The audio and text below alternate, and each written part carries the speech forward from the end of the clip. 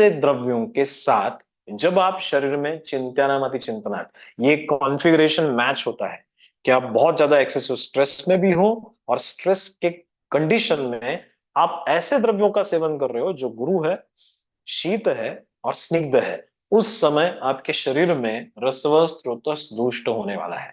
Is this clear? क्या आपको मैं आपको पूछूं तो आप मुझे बता पाओगे कि आइसक्रीम कितने फीमेल्स को अच्छे लगते हैं? How many females are fan for the ice creams? Can you tell me, is it true कि आइसक्रीम फीमेल्स में ज्यादा खाया जाता है, कंज्यूम किया जाता है? This is the 100% true. इसके रिसर्च अवेलेबल है कि female consume more ice creams than men, and that is again और असुरक्षित दृष्टि का एक बहुत इंपॉर्टेंट कारण। लेकिन उसके साथ साथ चिंतनामादि चिंतना, तो चिंतनामादि चिंतना तो और ये सारी चीजें एक साथ हो जाए, आपको यहाँ पे एक सिंपल सा पॉइंट मिला कि आपको ये चीजें 100% अवॉइड करनी है अगर आपके शरीर में पीसीओडी या पीएमओएस जैसी कंडीशंस है तो आई hope this point is very clear. अब रसस्वत दृष्टि के लक्षण: अश्रद्धा, अरुचि, आसवेर, सरस्वतीता, उल्लास, गौरव, तंद्रा, अंग मर्दो, जरत्तमा, पांडित्यम, श्रुतसाम, रोधो, क्लैब्यम, साधक, कृष्णांगता, नाशे, अग्नि, अन्यथा कालम, वलया, फलितानि च रस प्रदोषाचार होगा। शरीर में इतने सारे विकार उत्पन्न होंगे जब रसस्वत दृष्टि होगा।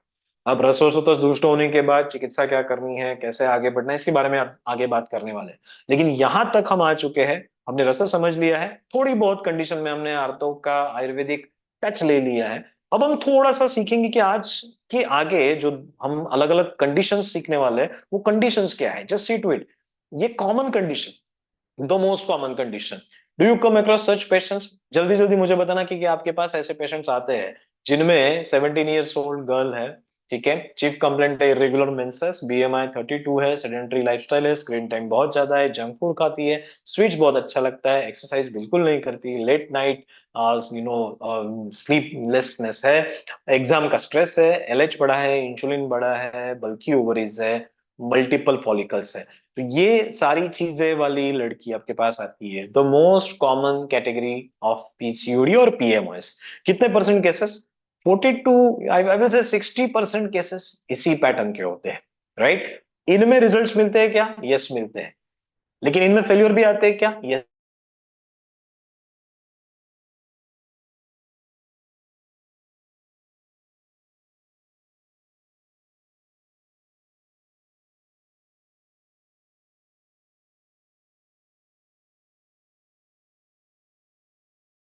बहुत सारे केसेस में ये प्रॉब्लम दिखाई देता है, इसे समझना होगा आपको। Okay, so you need to understand these cases in detail.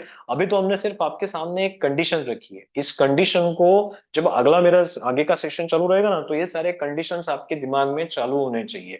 Because जब हम थियोरेटिकल बातें करेंगे उस समय अगर आपके पास सामने केसेस नहीं है तो आप सोच नहीं पाओगे, इसलिए I am keeping this cases in front of you. Next case, lean PCOD. Are they difficult to treat? Please let me know. Lean PCOD cases, are they difficult to treat? क्या इनको ट्रीट करना मुश्किल होता है? Please let me know. Whenever you are treating such patients, do you think that the lean PCOD patients are difficult to treat? In patients में देखा जाए तो वजन एकदम कम रहता है, पतली लड़की है, 17.8 बीएमआई है, इरेगुलर मेंसेस है, लो न्यूट्रिशन है, एक्सरसाइज कभी कभार करती है, स्लीप डिस्टर्ब्ड है, एकेडमिक स्ट्रेस है, एस्ट्रोडियल लो है, नॉर्मल ओवरीज, फ्यू फॉलिकल्स। ये केसेस को कैसे ट्रीट करोगे? हर एक लो बीएमआई की फीमेल, ओके, आपको ये प्रिंसिपल ध्यान में रखना है। जैसे कि हमारे प्रमेय में संप्राप्ति में या फिर प्रमेय चिकित्सा में सिद्धांत आया है, स्थूल प्रमेय बलवान एक कृषि सतह परिदुर्बलश्य। इस सूत्र में जब हम कहते हैं कि स्थूल प्रमेय बलवान एक कृषि सतह परिदुर्बलश्य, इस सूत्र में दो पेशेंट है या चार पेशेंट है? Can you please tell me? स्थूल प्रमेय बलवान एक कृषि सतह परिदुर्बलश्य, इस सूत्र में दो पेशेंट छुपे हैं या चार पेशेंट छुपे हैं? Can anyone answer this question? स्थूलप्रमेहि बलवानैक कृशस्तथैक परिदुर्बलस्य सब्रुवणं तत्र कृशस्य कार्यं संशोधति दोषबलादिकस्य, ये सूत्र है।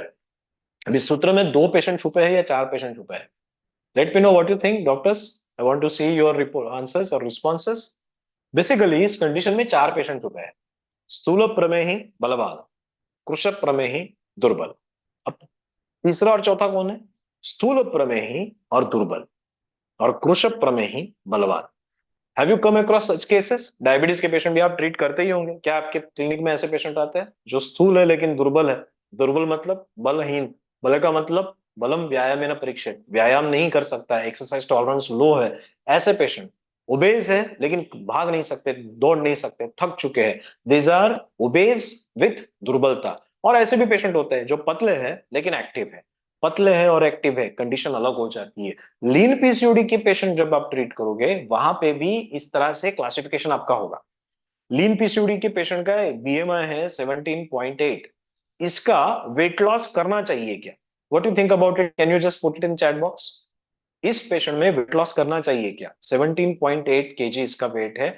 Should we go for a weight loss in this case? Already lean है, ऑलरेडी पतली है।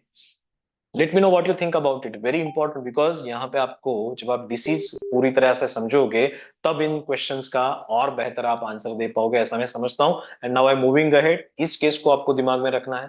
Third case, post child birth PCOD.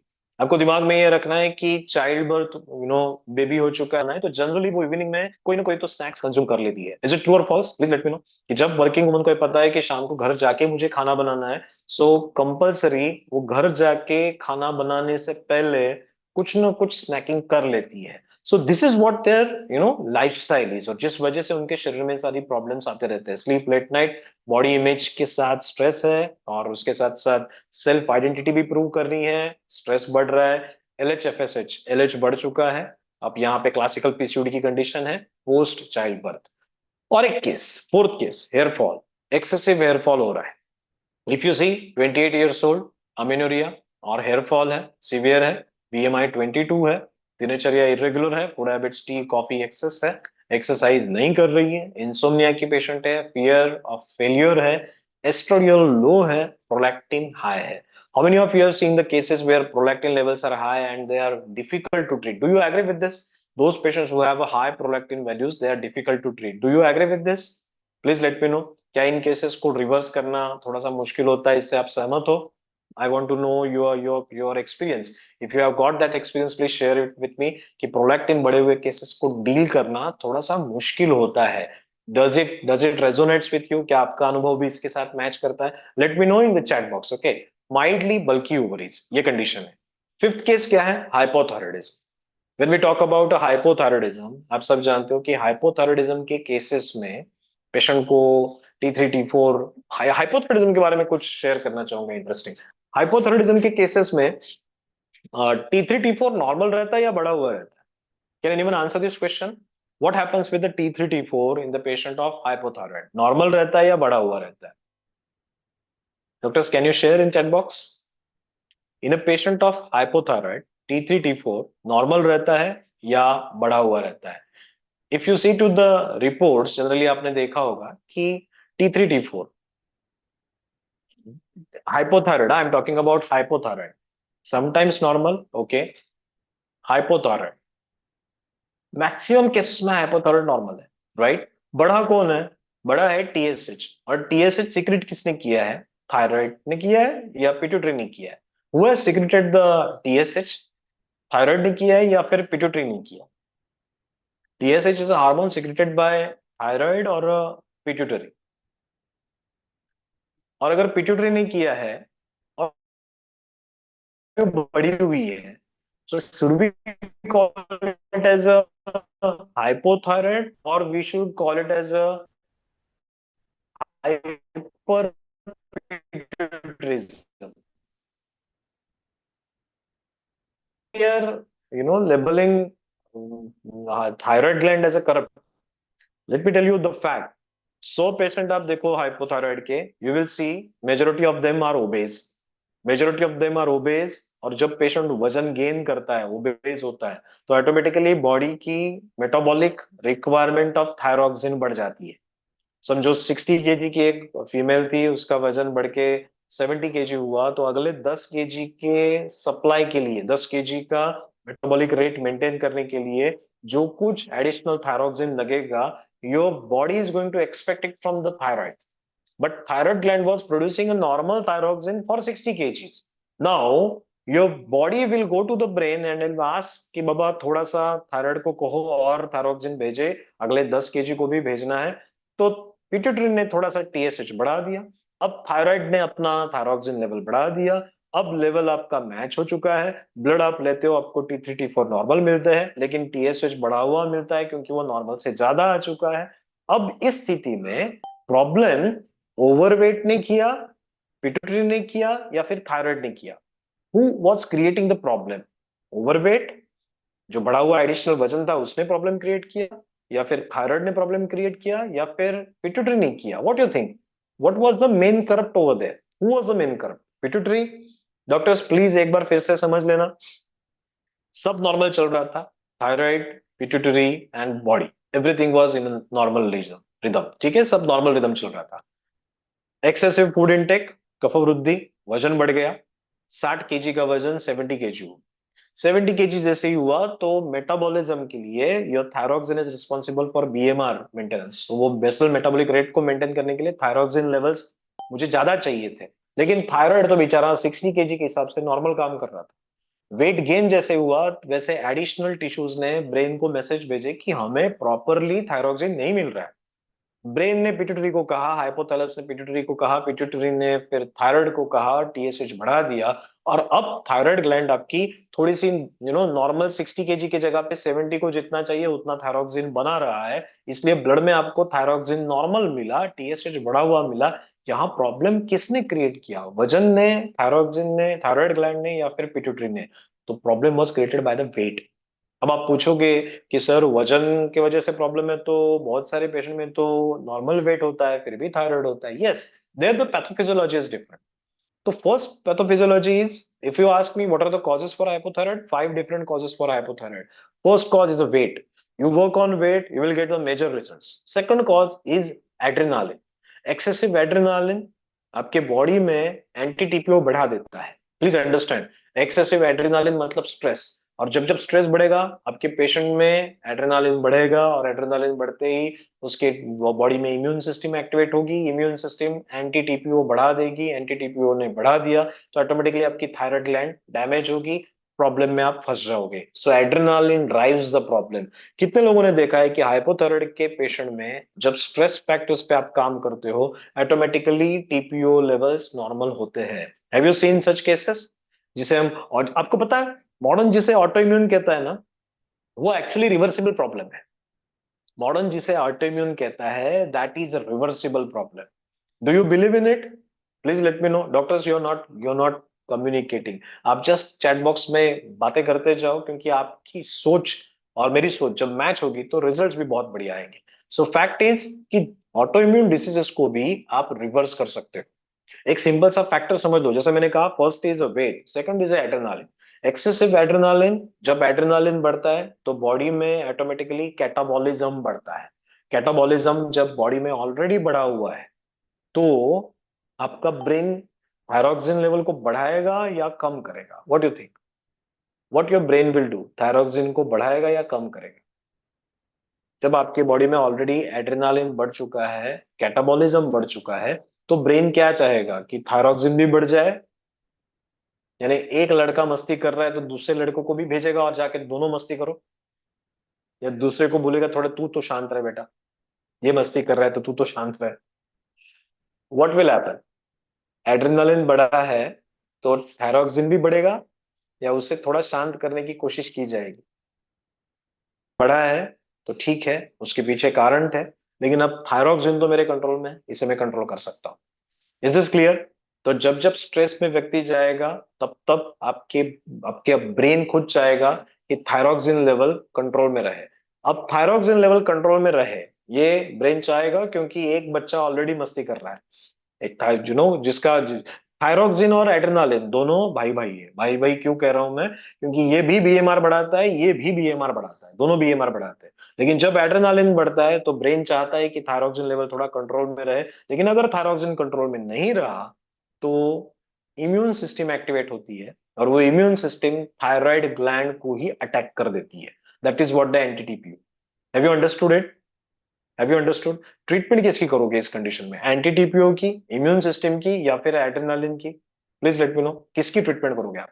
ऐसा पेशेंट आपके सामने आया है जिसका एंटी टीपीओ बढ़ा हुआ है, आप इस केस में ट्रीटमेंट किसकी करोगे, एड्रेनालिन की या एंटी टीपीओ की? You need to work on adrenaline. आप जैसे ही स्ट्रेस लेवल्स कंट्रोल में लेके आओगे, पेशेंट धड़ाधड़ इंप्रूव होगा, एंटीटीपीओ भी नॉर्मल आ जाएंगे और सारे प्रॉब्लम से पेशेंट बाहर निकलेगा। So second cause is adrenaline. Third cause is a leptin resistance. जब आपके बॉडी में लेप्टिन रेजिस्टेंस है, लेप्टिन का काम होता है ब्रेन को ये सिग्नल पहुंचाना कि सफिशिएंट मात्रा में ऊर्जा मेरे पास है। जैसे ही लेप्टिन ब्रेन तक पहुंचेगा, भूख कम हो जाती है। Are you aware about this thing? Leptin एक ऐसा केमिकल है, आप जब खाना खाते हो ना, तो खाना खाने के बाद ये लेप्टिन ब्लड में आता है, ब्रेन ब्लड में आने के बाद वो ब्रेन को जाके कहता है कि सफिशिएंट अमाउंट ऑफ एनर्जी हमारे बॉडी में आ चुकी है, अब हमें और एनर्जी की आवश्यकता नहीं, और फिर आपकी भूख जो है वो शांत हो जाती है, आपको सटाइटी मिलती है। अब ये सटाइटी कब मिलेगी? जब लेप्टिन ब्रेन को जाके कहेगा। लेकिन जब ब्रेन के पास ये लेप्टिन पहुंच ही नहीं पा रहा है, तब कंटिन्यूअसली आपको भूख लगती रहेगी। आपके ब्रेन को कंटिन्यूअसली लग रहा है कि बाबा बाबा बाबा शरीर में खाना है ही नहीं। जब आपके ब्रेन को यह महसूस हो रहा है कि बॉडी में सफिशिएंट मात्रा में खाना नहीं है, तब आपका ब्रेन थायराइड ग्लैंड को हाइपर एक्टिव करेगा या थोड़ा सा कम एक्टिव करेगा? What you think? जब आपके ब्रेन को यह पता चल रहा है कि बॉडी में पर्याप्त मात्रा में खाना नहीं है, तो थायराइड ग्लैंड को हाइपर एक्टिव किया जाएगा या थोड़ा सा शांत रखा जाएगा? चलो दूसरे एंगल से क्वेश्चन पूछता हूं। आपको पता है कि आपके पास पैसा कम है, इस स्थिति में आप आपके बच्चों को ज्यादा पैसा खर्चा करने के लिए दोगे या कहोगे कि कम खर्चा करो? Please let me no. Hyper active, okay, think again. Body में ऑलरेडी एनर्जी कम है, एनर्जी, एक बात समझो आप, थायरोक्सिन एनर्जी नहीं है, थायरोक्सिन जलाने वाला है। एनर्जी है ग्लूकोज, एनर्जी है लिपिड। जब ब्रेन को ये सिग्नल आ रहा है कि बॉडी में फ्यूल कम है, उस समय ब्रेन थायरोक्सिन का काम Rupees कम करने की 300 कोशिश received करता on है। PhonePe. So how many of you have understood कि लेप्टिन रेजिस्टेंस के केसेस में ब्रेन थायराइड को शांत करेगा, हाइपो कर देगा? Have you understood? अगर अंडरस्टूड है तो थम्स अप दे दो ताकि मुझे पता चले। Look, why I am sharing this cases with you, ये थायराइड तो आज के डिस्कशन का टॉपिक है नहीं, बट मुझे मालूम है कि मैक्सिमम फीमेल जो आप पीसीओडी के साथ खेलने वाले हो, उनमें हाइपोथायराइड है, इनफर्टिलिटी के साथ खेलने वाले उनमें हाइपोथायराइड है। और जब तक आपको ये तीन कंसेप्ट, ये जो 5 पॉइंट में बताने वो समझेंगे नहीं, आप उनके ऊपर सक्सेस नहीं हासिल करोगे। आपको पता ही नहीं चलेगा ये एंटीडीपीओ बढ़ता क्यों है, कम कैसे करना है, क्योंकि पेशेंट वो रिपोर्ट लेके आएगा, आपको वो कॉन्फिडेंस चाहिए कि मैं इसकी रिपोर्ट को नॉर्मलाइज करके रखूंगा। आपको पैथोफिजियोलॉजी पता हो गई, आप आराम से रिजल्ट दे पाओगे। स्ट्रेस कम करना है, जैसे मैंने कहा, आपको पता है कि स्ट्रेस कैसे कम किया जाता है। शिरोधारा करो, अश्वगंधा यूज करो, जटामांस यूज करो, तगर यूज करो, एक्सट्रैक्ट्स अलग अलग मिलते हैं वो यूज करो, उसके साथ साथ स्नेहन स्वेदन करो, वमन करो, वमन से भी स्ट्रेस कम होता है। How many of you agree कि वमन से स्ट्रेस कम होता है? How many of you have seen वमन से स्ट्रेस कम होता है? वमन दो तरीके से होता है, एक शाब्दिक वमन और एक होता है एक्चुअल वमन। जब कोई व्यक्ति स्ट्रेस में होता है, किसी के साथ वो बातें कर देता है, अंदर का सारी भड़ास निकाल देता है, ऑटोमेटिक स्ट्रेस कम होता है। सेम वे विद द शारीरिक वमन, जब वो व्यक्ति वमन करता है, आपके स्ट्रेस लेवल से बहुत अच्छे तरीके से बाहर आता है। उन्माद में चिकित्सा सूत्र है, जब जब आप इन सारे पेशेंट की ट्रीटमेंट करोगे ना, जो मानसिक स्थिति में एब्नॉर्मलिटी में है, शोधन करोगे ना, आप देखोगे कि शोधन के बाद वो व्यक्ति मस्त रिलैक्स हो जाता है। This is very important aspect. आप कहोगे कि स्ट्रेस का और शोधन का क्या रिलेशन है? बहुत क्लोज रिलेशन है। पूरा परिप्लवित सत्व, मैं क्या शब्द यूज कर रहा हूं? परिप्लवित सत्व। उन्माद में ये कहा गया है कि सत्व जो है वो अणुत्वम अथा एकत्वम, ये आपके मन का है, मन के गुण होते हैं। लेकिन जब मन परिप्लवित हो जाता है, परिप्लवित यानी अणुत्वम अथा एकत्वम, इसका मतलब होता है कि मन एट ए टाइम एक ही इंद्रिय के साथ सहयोग करेगा। लेकिन वही मन अगर बहुत सारी इंद्रियों के साथ एक साथ संयोग करने लगे, तो उसमें उन्माद उत्पन्न होता है। अब यहाँ पे क्या करना है? हमें हमें शरीर का शोधन करना है। ये प्रिंसिपल ध्यान में रखो। मैं कहाँ पे हूँ? मैं हूँ पीसीओडी में। सिखा क्या रहा हूँ? PCOD with hypothyroid. PCOD with hypothyroid में हम क्या सीख रहे हैं? हम सीख रहे हैं ओवरवेट से कैसे हाइपोथायराइड होता है, हमने सीखा स्ट्रेस के कारण कैसे होता है, मैंने अभी बताया कि लेप्टिन रेजिस्टेंस से कैसे होता है। लेप्टिन रेजिस्टेंस में भी कैसे काम करना है, आगे बात जरूर करेंगे। चौथा है ग्लूटेन। ये ग्लूटेन यानी गट, ग्लूटेन एंट्रोपैथी। अगर आपके पेशेंट में ग्लूटेन एंट्रोपैथी है, तो उस पेशेंट में हाइपोथायराइड और एंटी-टीपीओ बढ़ने वाले हैं, ध्यान में रखना है। इसलिए ग्लूटेन का इस्तेमाल ठीक से करना। और सबसे आखिर है जोनुलिन्स, एक ऐसे प्रोटीन जो जीआई ट्रैक्ट से आपके ब्लड में आते हैं और बॉडी में इंफ्लेमेटरी सिस्टम तैयार करते हैं। तो ट्रीटमेंट किसकी करनी है आपको? एक तो वजन की करनी है, आपको स्ट्रेस की करनी है, आपको लेप्टिन रेजिस्टेंस यानी मेदावृत्त, कहीं ना कहीं तो आवृत्तवाद के सिद्धांत बीच में आ जाएंगे, तो वो मेद की चिकित्सा करनी है। उसके बाद आपको ग्लूटेन यानी आपके डाइट को सुधारना है, और पांचवा आपके गट की हेल्थ को सुधारना है। ये अगर आप सुधार दी तो आपका थायराइड नॉर्मल आ जाएगा, एंटी टीपीओ नॉर्मल आ जाएंगे, टीएसएच नॉर्मल आ जाएगा, थायरोक्सिन के मेडिसिन बंद हो जाएंगे। डिटेल में बात करेंगे जब हम ट्रीटमेंट के ऑप्शंस देखेंगे, लेकिन फिलहाल हम समझ रहे हैं प्रॉब्लम्स को। पीएमओएस विथ हाइपोथायराइडिज्म हमने देखा, इनफर्टिलिटी विथ पीसीओडी आपने बहुत सारे पेशेंट देखे होंगे at the age of 30। Infertility है, हाई एएमएच है, बीएमआई 27 है, दिनचर्या डिस्टर्ब्ड है, food habit high carb, exercise walking करते हैं, स्लीप 6 to 7 आवर्स है, स्ट्रेस इनफर्टिलिटी की एंजाइटी है, pathology LH FSH ratio disturb, और यूएसजी में एनलार्ज ओवरीज। आपको एक इनफर्टिलिटी के बारे में, इनफर्टिलिटी भले आज के हमारे इन 3 दिनों का टॉपिक नहीं है, बट तीन ही प्रिंसिपल है। एक तो डिटॉक्सिफाई करो, क्लियर, पहला डिटॉक्सिफाई करो, शरीर का शोधन करो। उसका बेनिफिट क्या होगा हम अगले 2-3 दिनों में समझ लेंगे। डिटॉक्सिफाई करो, फिर अवयव को बल देने वाली चिकित्सा करो, और तीसरा है एनवायरमेंट क्रिएट करो। एनवायरमेंट क्रिएट होता है ब्रेन से, प्लीज अंडरस्टैंड वेल। ये आपको अगले 3 दिनों में बाकी कुछ नहीं समझा, इतना भी समझा ना कि ये सारा खेल ब्रेन से शुरू होता है, और ब्रेन से ही आप उसे ट्रीट कर सकते हो। मैं तो आई तो स्ट्रांगली बिलीव कि मेरी दवाइयां या फिर पंचकर्म या फिर बाकी चीजों से ज्यादा बातों से ही मैं पेशेंट को ठीक कर सकता हूँ। How many of you believe in it कि सिर्फ बातों से पेशेंट ठीक होते हैं? Do you believe in it? सिर्फ बातों से, what you talk to your patient, how strong influence you create on the mindset of your patient, उससे भी पेशेंट रिवर्स होने लगते हैं, रिवर्स होने लगते हैं। दैट्स द रीजन वो सारे डॉक्टरों को छोड़ के आपको मिलने आते हैं। Why the patient from Punjab is coming to meet me to Khopoli? Punjab से क्यों आ रहा है? क्यों अमेरिका से कोई पेशेंट उठ के ट्रैवल करके आता है कि सर आपको दिखाना है? तो दिखाना मतलब क्या है? They get influenced by you, और वो जब इन्फ्लुएंस हो जाते हैं, स्वाभाविक है वो डाइट फॉलो करेंगे, एक्सरसाइज करेंगे, लाइफस्टाइल मॉडिफाई करेंगे, आपके ध्यान में रहेंगे, और यही इन्फ्लुएंस आपको क्रिएट करना है। इसीलिए मैं कहता हूँ कंटेंट, तो कंटेंट क्रिएट करना है। अभी तक तो हम सीखे कुछ नहीं है, लेकिन फिर भी I hope you are getting align with the story which I am trying to tell you. Okay, so infertility, तीन चीजों पे काम करना है, डिटॉक्सिफाई करना है, ऑर्गन को स्ट्रेंथन करना है, और तीसरा एनवायरनमेंट क्रिएट करना है। ये तीन चीजें हमने की।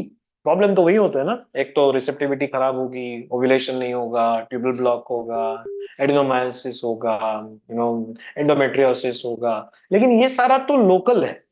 प्रॉब्लम शुरू होता है फीमेल के ब्रेन से, उसके बारे में आज हम बात करने वाले हैं, तो बने रहिएगा।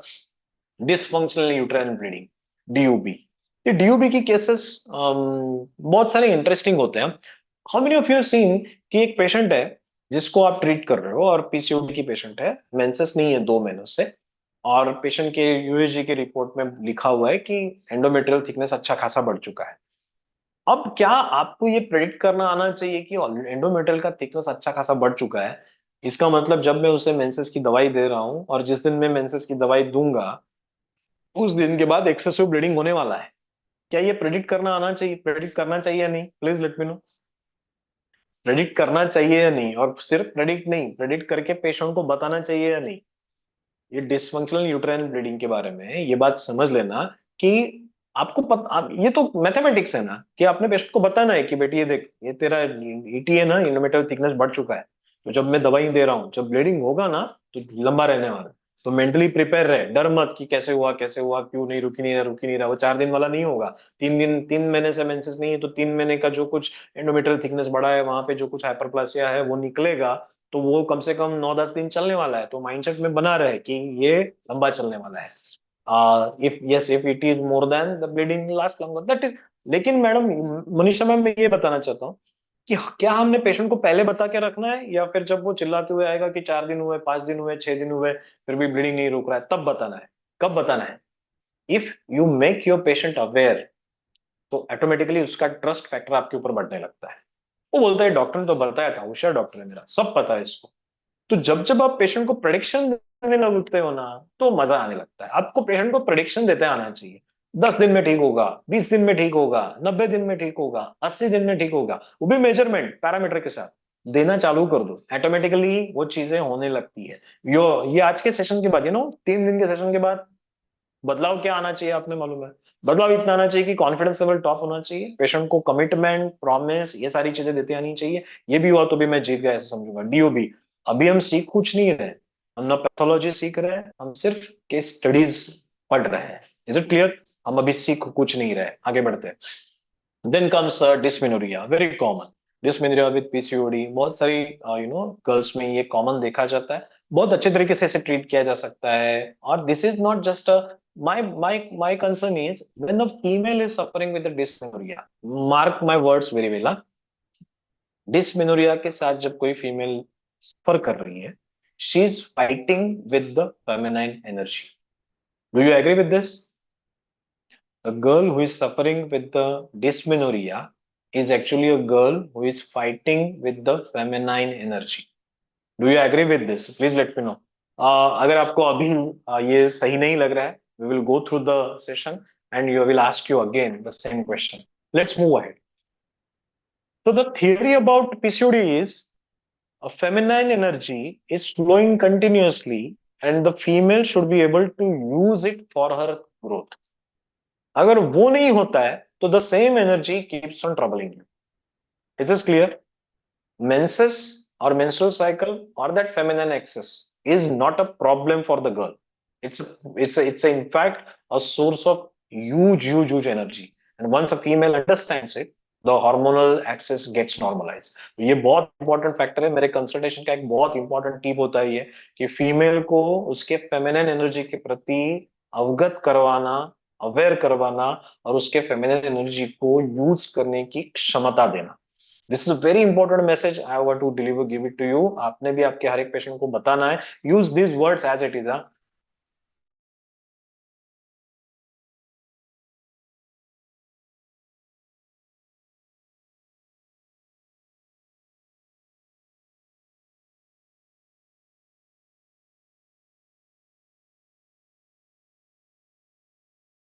PMOS with dysmenorrhoea, very common cases, उसको भी ट्रीट करना है। स्ट्रेस विद पीसीओडी, इनको भी ट्रीट करना है। और पीएमओएस विद स्किन मैनिफेस्टेशन बहुत कॉम्प्लिकेट हो जाता है। एक्सेसिव पिंपल्स, बहुत बैड पिंपल्स आते हैं, बहुत ज्यादा hirsutism. How many of you agree कि जब जब पिंपल्स होता है इसका मतलब हर्सुटिज्म भी एसोसिएटेड रहता ही है? Do you agree with this that excessive pimples, acne will be majorly associated with the hirsutism? ये कॉमन है। अब इस सारे केसेस का दिमाग में चलते रहने दो। हम जब अभी पढ़ाई शुरू करने वाले हैं, अभी तो हमने पढ़ाई शुरू की नहीं है, ये 4 बज गए, 1 घंटा तो हमने सिर्फ वातावरण निर्माण किया है, 1 घंटे बाद हम अभी पढ़ाई शुरू करने वाले हैं। ओके, लेकिन फिर भी मैं पूछता हूँ, अभी तक जितनी कुछ बातें मैंने की, क्या उसमें से रील के लिए कुछ कंटेंट आपको मिला? आई डोंट नो आपको मिला या नहीं मिला, बट लेट मी नो कि आप में से किसी को रील का कुछ कंटेंट मिला कि हाँ इसके ऊपर मैं रील बना दूंगी या फिर इसके ऊपर रील बनाई जा सकती है। ओके, ठीक है, जो कुछ है, but keep on doing it. Okay, ये कीप ऑन डूइंग इट, हर एक चीज पे आप कंटेंट बना सकते हो। Now coming to the very important point which is very important to patient को समझाना। Equality is about dignity and harmony is about complementarity. Men and women are different by design and together they are complete. Answer my question. Men and women, are they competitors of each other or they are complementary to each other? Please answer this question. Men and women are competent to each other or they are complementary to each other? This is a very important message. Huh? This is a very important message, and I want you to pass on this message to your patients. Your female should never compete with the male. There is no point in competing with me. Okay, male की journey ही अलग है, उसकी life ही अलग है। And let me tell you, if you ask me who is a complete, I will say female are more complete than man. Female can give a birth to baby, तो उसके पास जो असेट्स है ना, वो किसी के पास भी नहीं है। वो female is very well equipped with the blessings of God कि वो एक्चुअली अपने आप को रिप्रोड्यूस करती है। Men can't reproduce themselves. तो ये एक बहुत इंपॉर्टेंट बात है, इसलिए female are complete, so they should love their feminine energy. I have a small question to you, ask to you, okay? बहुत सिंपल सा बेसिक फंडामेंटल क्वेश्चन है। आप आपके पेशेंट को भी पूछना। डिलीवरी के बाद, आफ्टर अ डिलीवरी, से फॉर एग्जांपल एक लड़की है जिसकी शादी अभी जिस रिसेंटली हुई है 2026 में, अभी हुई है। शादी के बाद एक डेढ़ साल में, चलो 2026 में उसे डिलीवरी हो गई, प्रेगनेंसी हो गई, तो शी गॉट कंसीव। और उसके बाद 2026 में कंसीव हुई और डिलीवरी हो गई 27, 28, 29 में। Now I am what I am trying to do, 26 में उसकी शादी हुई, फिर डिलीवरी हो गई, और अभी 29 आया है। 26 और 29, if I ask you question कि 26 यानी बिफोर गेटिंग प्रेग्नेंट, और 29 आफ्टर 2 years ऑफ प्रेगनेंसी, 26 और 29, इन दो कंडीशंस में, दो डेट्स पे फीमेल की cardiovascular fitness, mental fitness, neurological coordination, psychological या फिर इमोशनल क्वेश्चन, ये सारी चीजें प्रेगनेंसी के बाद इंप्रूव हुई या डिटोरिएट हो गई? What you think? After 2 years of pregnancy I am talking about, कि प्रेगनेंसी से पहले और प्रेगनेंसी के 2 साल बाद अगर मैं कंपेयर करूं, तो ये सारे जो कैपेबिलिटीज है वो फीमेल्स में इंप्रूव हुए या खराब हुए? उसकी हेल्थ इंप्रूव हुई या खराब हुई? Please doctors answer this question, those who know वेला। Okay, those who are answering that it gets deteriorated, let me tell you that if you see to the physiology of pregnancy, the pregnancy gives the strength to the female. उसकी musculoskeletal हो, उसकी neurological हो, उसकी cognitive functions हो, उसकी cardiovascular हो, उसकी respiratory system हो, हर एक सिस्टम इंप्रूव होती है।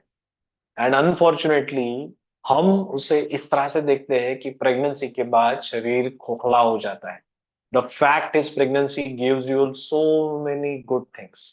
तो ये जो कुछ थॉट है, सिंपल सा थॉट है ना, लेकिन क्या ये थॉट आपको बताना आवश्यक है? Please let me know. If there is a female who is suffering with the PCOD, उसका ब्रेन से ब्रेन सपोर्ट ही नहीं कर रहा है, तो हाइपोथैलेमस कर रहा है नहीं चाहिए प्रेगनेंसी, बाबा बहुत भयानक होती है, ये जिसके दिमाग में है, क्या उसके मेंसेस नॉर्मल कभी आ सकते हैं? A girl who is under stress कि प्रेगनेंसी बहुत भयानक होती है, क्या उसके बॉडी के हार्मोनल सिग्नल्स कभी नॉर्मल होंगे? Please let me no. जिसके दिमाग में प्रेगनेंसी के प्रति डर है, क्या उसके बॉडी में हार्मोनल सिग्नल्स नॉर्मल होंगे? क्या ये इंपॉर्टेंट नहीं है कि उस फीमेल को उसके फेमिनिन एनर्जी और फेमिनिन रिस्पॉन्सिबिलिटीज के बारे में बता के रखना है? So I hope this point is very important, आपने समझना है और इस पॉइंट को दिमाग में रखते हुए आगे बढ़ना है, क्योंकि ये मैसेजेस जब आप आपके पेशेंट को देते हो ना, तब जाके कहीं ना कहीं तो generally I consider it as a pregnancy is not the stress test for female. In fact, pregnancy is a commando training for a female who carries a weight of approximately 3 to 5 kgs. 3 to 5 kgs, na? It's not just a weight of the baby, but also weight of the excessive fat or the amniotic fluid. वो अपने body कर रही है for a period of 3 to 4 months. वो 3 से 4 महीने तक वो एक्सेसिव वेट कैरी कर रही है। क्या उसका हार्ट मजबूत नहीं हुआ? क्या उसके लंग्स मजबूत नहीं हुए? क्या उसके मस्कुलोस्केलेटल मजबूत नहीं हुआ? सोचो इसके बारे में। So pregnancy gives so many blessings to the female, और ये मैसेज आपको बताना है उस लड़की को जिसके मन में प्रेगनेंसी के प्रति, फेमिनिन एनर्जी के प्रति डर है। This is the reason why I am saying that the feminine energy has to be respected and should be utilised instead of fighting with, you should use it for the wellness of your own health. तो ये point आपको आपके patient तक पहुंचाना है। अब आते हैं छोटे छोटे सीखने के लिए, आगे बढ़ने वाले हम सीखते हुए सबसे पहले सीखेंगे छोटी सी कंसेप्ट, थोड़ा सा हमारा ये मेंस्ट्रुअल साइकिल का जो मैथमेटिक्स है वो जल्दी से सीख लेते हैं। कुछ basic fundamental, PMOS affects about 22.5% reproductive age में, 5 में से 1 फीमेल इसकी प्रॉब्लम में पीड़ित है, ये आपको पता, आपको भी पता होगा। अर्ली मेटाबॉलिक रिस्क बढ़ जाती है, miss diagnosis cycle problem, need a disease reversal approach. Challenge ये है कि आज वो पेशेंट को जब मेंसेस मिस हो जाती है, प्रोजेस्टेरॉन की टैबलेट ले लो, बस हो गया। गायनेक के पास जाओ, गायनेक कुछ तो मेडिसिन लिख के दे दी, हो गया। That is not the solution. Let me tell you, that is just a management of superficial, highly superficial management. But Ayurvedic doctor can do it in a best possible way. तो Ayurvedic doctors के पास बहुत सारे tools उपलब्ध है जिससे बहुत अच्छे तरीके से हम इन फीमेल्स की हेल्थ को इम्प्रूव कर सकते हैं। तो आप सब लोगों ने प्रिंसिपल सारे समझने हैं, जो समझने की कोशिश हम करने वाले हैं। Huge money is being spent on the management of PMOS, और एक दो तीन दिन का नहीं रहता है ये। वो अक्सर दो दो तीन तीन साल पेशेंट ट्रीटमेंट लेते रहते हैं। How many of you have come across such patient जो तीन तीन साल तक ट्रीटमेंट लेते हैं? Please let me know, have you come?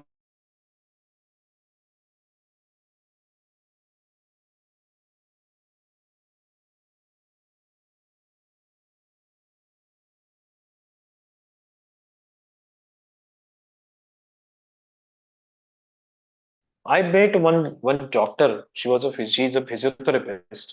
I met her. She said, "Ki sir, I was under a treatment for 2 to 3 years. Gynecologist मुझे treat कर रही थी, continuously medicine दे रही थी। Then there was a एक point आया जहां पे I got a severe abdominal pain, और फिर I was shifted to hospital. और हॉस्पिटल में कहा गया कि जितना कुछ आपने मेडिसिन लिया है उसकी वजह से हाइपरट्रॉफी इतनी ज्यादा हो चुकी है कि डीएनसी करना पड़ेगा। So that lady undergone a process of DNC. Can you understand the consequences? जब ये एक होलिस्टिक अप्रोच न लेते हुए सिर्फ मेडिसिन पे हम खेलेंगे, इस माइंड से चलता है, तो इसमें बहुत सारे कॉम्प्लिकेशंस आते हैं। इसलिए हमें इन सारी चीजों को ठीक से समझना है। हम अभी आगे जाएंगे और पहले मेंस्ट्रुअल साइकिल को समझेंगे। मेंस्ट्रुअल साइकिल को इसलिए समझना है क्योंकि मेंस्ट्रुअल साइकिल में ही सारे पीसीओडी के प्रॉब्लम के सॉल्यूशंस हैं। आपको वो पहले समझ लेना है, इसलिए मैं साइकिल को एक बार रिवाइज करने वाला हूँ। आप सब लोग इसके बारे में ऑलरेडी जानते हो, फिर भी मैं इसके ऊपर एक बार रिवीजन करने वाला हूँ। गतिस्त्वम त्वमेका भवानी। आद्य शंकराचार्य ने लिखा है कि स्त्री गतिशील होती है। गतिशील मतलब उसके शरीर में बहुत सारे बदलाव आते रहते हैं, हार्मोनल चेंजेस, बॉडी के चेंजेस, और जब जब वो साइकिल से गुजरती है तो अलग अलग चेंजेस अलग अलग टाइम में आते रहते हैं। ये सारे चेंजेस को रिस्पेक्ट देना, समझना, यही एक्चुअली पीसीओडी का अंडरस्टैंडिंग है। Overview of 4 phases: menstrual phase, follicular phase, ovulation phase, luteal phase. Each phase has a hormonal shift, each phase has an energy change, each phase has an emotional pattern, और each phase has a metabolic variation. चलो जल्दी जल्दी इन सारी चीजों को समझ लेंगे। Cycle rhythm में होता क्या है? सबसे पहले एस्ट्रोजन राइज हुआ। साइकिल का 20 डे का जो साइकिल, इसमें धीमे धीमे एस्ट्रोजन राइज होते जाएगा। फिर एलएच का सर्ज आएगा 14th डे पे। 14 डे पे एलएच का सर्ज आया, ओव्यूलेशन हुआ। ओव्यूलेशन होने के बाद कॉर्पस ल्यूटियम तैयार होगा। कॉर्पस ल्यूटियम तैयार हुआ तो corpus luteum will secrete the progesterone. And then जैसे ही कॉर्पस ल्यूटियम 14 दिन के बाद खत्म हो जाएगा, वैसे ही प्रोजेस्टेरॉन ड्रॉप हुआ, विड्रॉल ब्लीडिंग शुरू हो गया। ये बेसिक फिनोमिना है, राइट? एस्ट्रोजन ग्रोथ और एक्टिवेशन, प्रोजेस्टेरॉन स्टेबिलिटी और कामिंग, हार्मोनल ड्रॉप, फिर से एक बार रिसेट करना है, साइकिल स्टार्ट से शुरू हो जाएगी। Menstrual phase. अब शांति से हम इस फेजेस को समझेंगे। I know you know it well, still एक बार शांति से पढ़ो। वो जो 10 केसेस देखे थे ना, उस 10 केसेस में ही इन सारे लर्निंग में से सॉल्यूशन मिलने वाला है। So just keep on learning, you are going to get the solution out of it. Hormonal status during menstruation: estrogen low है, जब मेंस्ट्रुएशन चालू है तब एस्ट्रोजन लो है, प्रोजेस्टेरॉन लो है, FSH slowly rising, prostaglandin high, body is in reset mode. तो ये 1 से 5 दिन हाईली इग्नोर किए जाते हैं। इन 5 दिनों को बहुत ज्यादा इग्नोर किया जाता है। Let me share why. इस समय में लो एनर्जी रहती है, mild fatigue, uterine cramps, lower pain tolerance, slight drop in the blood pressure, metabolism is slightly slower. This is what the 4 days plan. अब इस स्पेस में आयुर्वेद में क्या लिखा है? आयुर्वेद लिखता है, ततः पुष्प दर्शने प्रथमार्ध दिवसात प्रवृत्ति ब्रह्मचारिणी स्नानाद्यलंकार रहिता दर्भ संस्तर शयनी त्रिरात्र मासिता पर्णशराव करतलान्यामेव यवकम पयसा सिद्धम अल्पम कर्शनार्थम अश्नीयात स्निग्ध उष्ण आम्ल लवणानी च वर्जयेत। क्या कह रहा है ग्रंथ? ग्रंथ कहते हैं कि जिस दिन उसे मेंसेस आएंगे उसने ब्रह्मचारी रहना है, साथ में स्नान नहीं करना है, अलंकार नहीं पहनना है, दर्भ संस्तर पे सोना है। खाना पीना कौन सा होना चाहिए? यव और दूध, यव एंड मिल्क। अब मुझे एक बात बताना, और उन्होंने स्पष्ट रूप से क्या कहा है? तीक्ष्णोष्ण आम्ल लवणानी च वर्जयेत। ये में इसलिए इंपॉर्टेंट, डिसफंक्शनल यूट्राइन ब्लीडिंग के केसेस, जब पेशेंट को 3 महीने मेंसेस नहीं है, 3 महीने के बाद जब मेंसेस आती है, उस समय डॉक्टर भी खुश। मुझे जल्दी से बता देना कि जैसे ही 3 महीने में मेंसेस नहीं आ रही और जिस दिन मेंसेस आती है और पेशेंट डॉक्टर को व्हाट्सएप पे रिपोर्ट करती है कि सर मेंसेस, मैडम मेंसेस आ गई, तो डॉक्टर खुश होता है या नहीं होता है? डॉक्टर खुश होता है या नहीं होता है? Please let me no. Doctor खुश होता है या नहीं होता है? डॉक्टर भी खुश, पेशेंट भी खुश, सब खुश। मज्जानु लाइफ। अब ये मज्जानु लाइफ में उसका ईटी बढ़ा हुआ था, और ये मजनू लाइफ यानी हैप्पीनेस में मेंसेस चालू हो गई है। अब जब मेंसेस चालू हो गई, अब वो लड़की भी खुश कि मेंसेस आ गई, 3 महीने नहीं आया था, I am out of the problem. अब इस समय उसने जाके पानी पूरी खाई, गोलगप्पे खा लिए, तीक्ष्ण उष्ण आम्ल लवणीय च वर्जयेत्, चाइनीज खा लिया, पानी पूरी खाने लगी, ये सारी चीजों का सेवन करने लगी। डीयूबी में कन्वर्ट होगी या नहीं होगी वो फीमेल? वो डीयूबी में कन्वर्ट होगी या नहीं होगी? एक्सेसिव ब्लीडिंग, पेनफुल ब्लीडिंग, ये सारी चीजें होगी या नहीं? तो क्या ये 4 दिन का अंडरस्टैंडिंग इंपॉर्टेंट है या नहीं? Please let me no. ये 4 दिन का अंडरस्टैंडिंग जो यहाँ पे सूत्र दिया हुआ है, जहां पे यव, बार्ली और दूध। अब बार्ली आप में से कितने लोगों ने खुद खाया है? So please understand Manisha ma'am, you are very right, this is a हेतु फॉर ड्यूबी। ये हेतु है। तो प्लीज अंडरस्टैंड कि ये 4 दिन का जो कुछ ग्रंथों ने बताया हुआ है ना, इसे 100% एग्जीक्यूट करना है। Let me share one another aspect of it. ये 4 दिन क्यों इंपॉर्टेंट है फॉर मी? फॉर मी, जो हम हार्ट में और डायबिटीज में मेजर काम करते हैं, what I realise, all those females who are suffering with the heart disease, all those females who are suffering with the diabetes, hypertension, hypothyroid problem, I need to give a respect to these 4 days, because इस 4 days में ही शरीर की संशुद्धि होती है। क्या कहते हैं देखो डल्लन जी। डुलन जी कहते हैं, अत्र केचिदाहु स्त्रीणाम प्रमेह न भवन्ति। क्यों नहीं भवन्ति, क्यों नहीं होता है प्रमेह? तथा तंत्रांतरे रज प्रसेका नारीणाम मासिक मासिक विशुद्धति सर्व शरीर दोषस्य न प्रमेहन्त्य स्त्रिया। ग्रंथ कहते हैं कि वो तो दोष सारे निकलने वाले हैं, कहां से प्रमेय होगा? वो तो दोष निकल रहे हैं, लेकिन दोष कैसे निकलेंगे? अगर वो स्त्री ये सारा आचरण नहीं कर रही है तो क्या दोष शरीर से बाहर निकलेंगे? इसके जगह पे अगर वो स्त्री जिम में जा रही, the female going to gym during the menses, female going to wear a heavy pads and going to participate in the gymnastic activities. How many of you have seen such females कि जो menses के दरमियान gymnastic activity में participate करती है? You know, क्या होगा उस स्थिति में? उस स्थिति में सारे शरीर के दोष विचलित होने वाले हैं। वो प्रॉब्लम से बाहर कभी नहीं आएगी, प्रॉब्लम में बढ़ने वाली है। Is this clear? तो ग्रंथ कहते हैं कि प्रमेय नहीं होता है फीमेल्स में। ये एक बहुत इंपॉर्टेंट थॉट है। आयुर्वेद का एक बहुत इंपॉर्टेंट थॉट है कि फीमेल में प्रमेय नहीं होता है। डायबिटीज फीमेल में नहीं होता है, ऐसा आयुर्वेद कहता है। प्रेजेंट में दिखता है क्या? हाँ दिखता है, बहुत सारे पेशेंट में दिखता है। कितना? इक्वल टू मेन दिखता है। लेकिन फिर भी आयुर्वेद कहता है कि फीमेल में नहीं होता। उसके पीछे का उनका अंडरस्टैंडिंग है कि अगर स्त्री इस सूत्र को फॉलो करेगी, अगर स्त्री इस सूत्र को फॉलो करेगी तो उसके शरीर में व्याधियां उत्पन्न नहीं होगी। क्या आज फीमेल्स कंपलसरी 2 दिन के रेस्ट पे जाती है? क्या कंपलसरी 2 दिन के रेस्ट पे जाती है female? Please let me know. नहीं जाती है।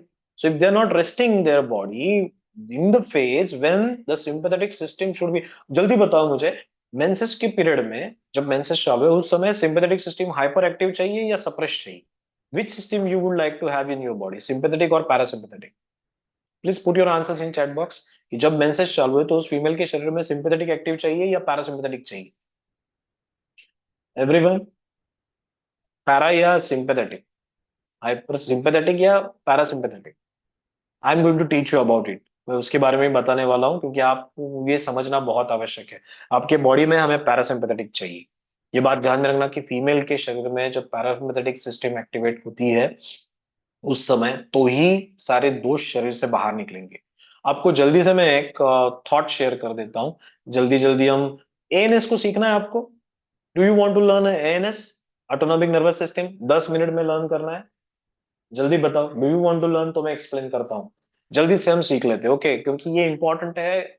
मुझे लगता है हर एक बीएमएस डॉक्टर को ये पहले पता होना चाहिए। वो पता होगा तो आप सब ट्रीट कर लोगे, सब ट्रीट कर लोगे। I am going to ask you question, you are suppose to answer me, okay? There is a king cobra, आपके डेस्क पे आ चुका है अभी। एक 8 फुट लंबा किंग कोबरा आ चुका है। आपकी बॉडी में क्या क्या चेंजेस होंगे वो हम लिखेंगे, ठीक है?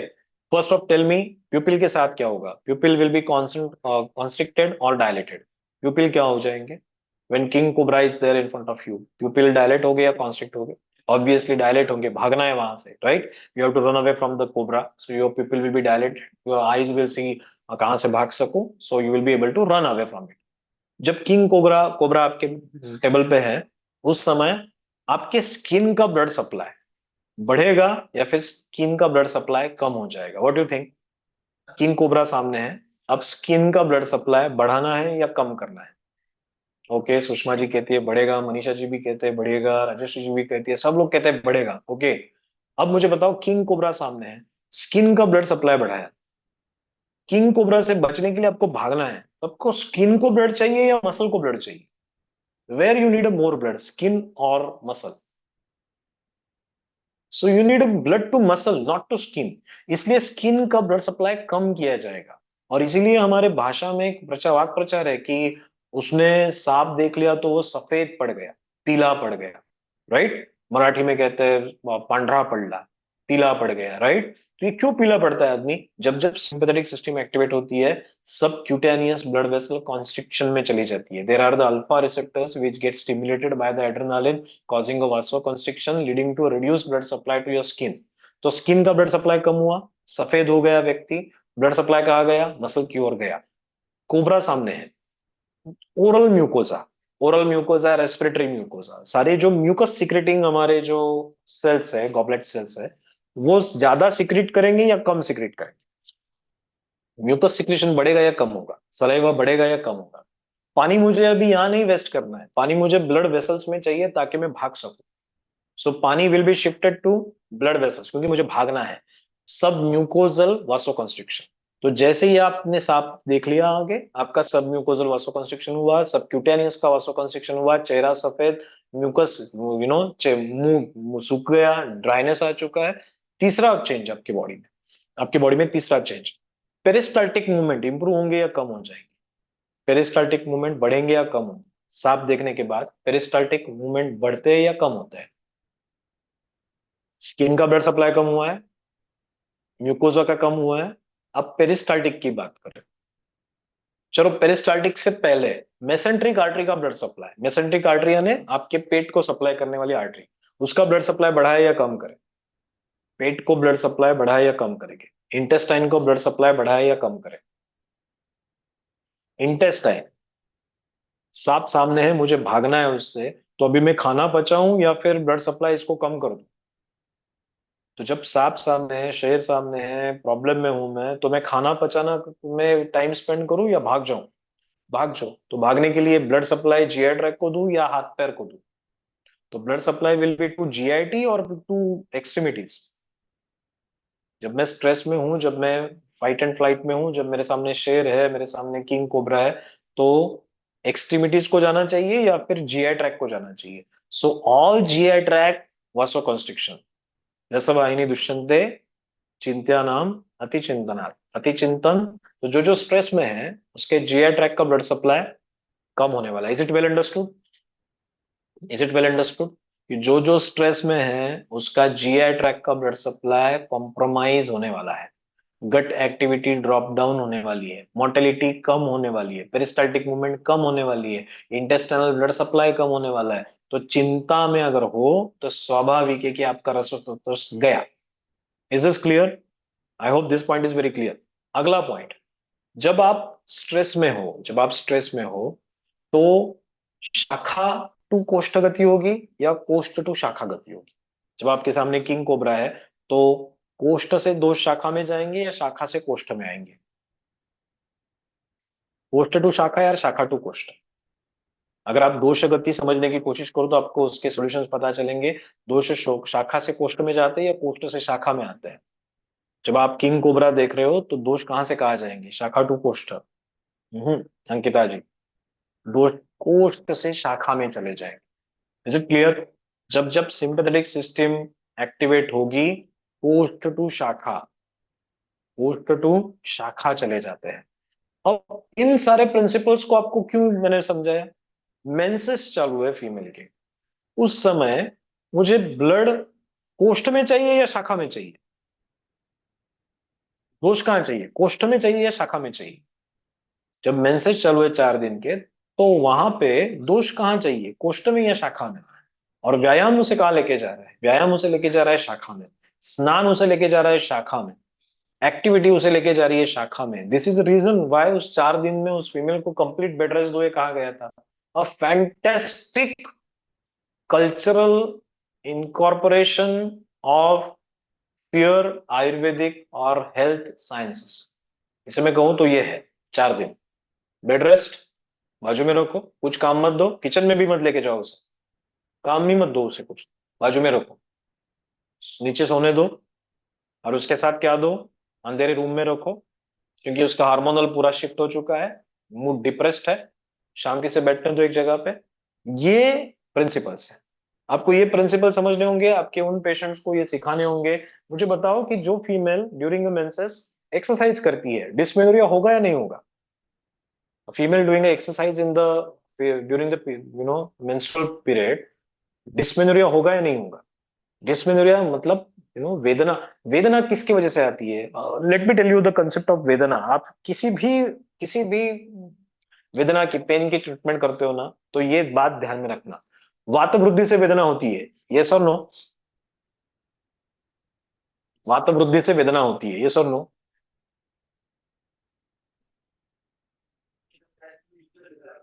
मुझे बताओ, वात वृद्धि का श्लोक पता होगा आपको? कार्श कार्ष्णोष्ण कामित्वम, कंपा अनाह शक्रुद्ग्रहण, बल निद्रेन्द्रिय भंश प्रलाप भ्रमदीनता। इसमें वेदना है? इसमें वेदना कहीं है? वात वृद्धि का श्लोक है ये, इसमें कहीं वेदना है? कार्श कार्शोष्ण कामित्वम, कंपानाह शक्रोद्ग्रहण, बल निद्रेन्द्रिय भंश प्रलाप भ्रमदीनता। इसमें कहीं वेदना है क्या? इसमें कहीं वेदना है? कार्च कार्ष्ण उष्ण कामित्वम, कंप अनाह शक्रुद्ग्रह, बल निद्रेन्द्रिय भ्रंश प्रलाप भ्रमदीनता, इसमें वेदना है क्या? यस और no, please let me know. Dear doctors, please understand, vedana, vata वात तभी वेदना निर्माण करता है, एक तो वो अपने स्थान से निकल के दूसरे के स्थान में जाए तब, या फिर उसके स्थान में कफ आ जाए तब। ये दो ही सीन में वेदना उत्पन्न हो सकती है। वात खुद के स्थान से निकल के दूसरे स्थान में चला गया तभी वेदना होगी, और दूसरा उसके स्थान में कफ आ जाए। Is it very clear with everyone? Please ये पॉइंट बहुत दिमाग में फिक्स रखना, क्योंकि जब आप पंचकर्म करोगे ना, आपको ये पॉइंट बहुत समझ के दिमाग में रखना है।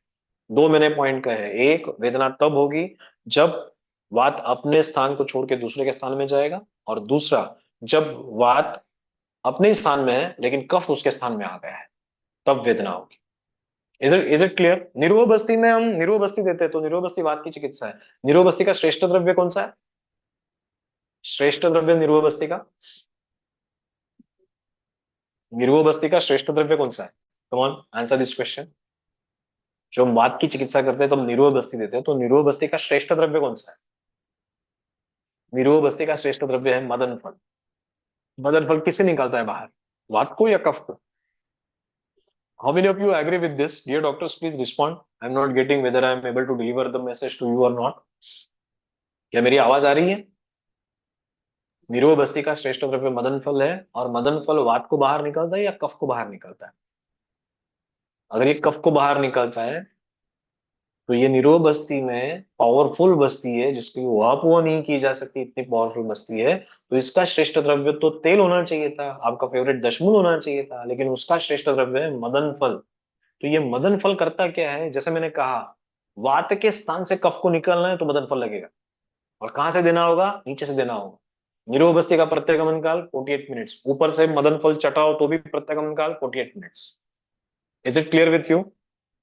तो दोनों जगह पे मदन फल लगेगा। मदन फल अगर ऊपर से कफ निकालना है तो मदन फल दो, नीचे से कफ निकालना है, वात के क्षेत्र से कफ निकालना है, लक्षण तो आपको दिखेंगे वात वृद्धि के, लेकिन वहां पे प्रॉब्लम होगा कफ के कारण। Coming back to the point, point कौन सा है यहाँ पे? पॉइंट तो ये है कि हम चाहते हैं कि फीमेल जो डिस्मेनोरिया की है, वो मेंसेस के पीरियड में रेस्ट करे और अपने डाइट को फोकस करे। कौन सा डाइट खाना है उसने? उसने खाना है, यव का सेवन करना है, बार्ली। सो बार्ली के बारे में हम कल और बात करेंगे, लेकिन अभी आप ध्यान में रखना कि बार्ली, आप सब लोग, कितने लोगों ने बार्ली खाई है? How many of you have actually consume barley life में एक बार तो? How many of you have consume at least एक बार तो बार्ली खा के देखिए कैसी लगती है। जो यव जिसे कहते हैं, how many of you have consumed it, please let me no. Barley कितने लोगों ने खा के देखी है? नहीं खाई है तो आज शाम को मार्केट से लेके आना इस बार्ली को, देखना क्या टेस्ट होती है, बिकॉज बहुत से बीएमएस डॉक्टर्स ने खुद ही चेक नहीं किया होता है कि बार्ली कैसी होती है। तो मैं चाहता हूँ कि आप सब लोग चेक करना। आयुर्वेद में अर्श हो, त्वचा रोग हो, बाद में हृदय रोग हो, उसके साथ प्रमेह हो, स्थौल्य हो, सब में बार बार बार बार्ली आता है। एवं प्रधानास्तु भवेत् प्रमेय। Is it clear? तो यव को बहुत बड़ा इंपॉर्टेंस दिया गया है। आज मैं चाहूंगा कि आप सब लोग बार्ली लेके आओ, मार्केट जाने वाले हो तो जाके सिर्फ बार्ली कहाँ मिलती है लेके आओ, आधा किलो लेके आओ। एक बार देख तो लो कैसी होती है, टेस्ट कर लो कभी कैसी होती है।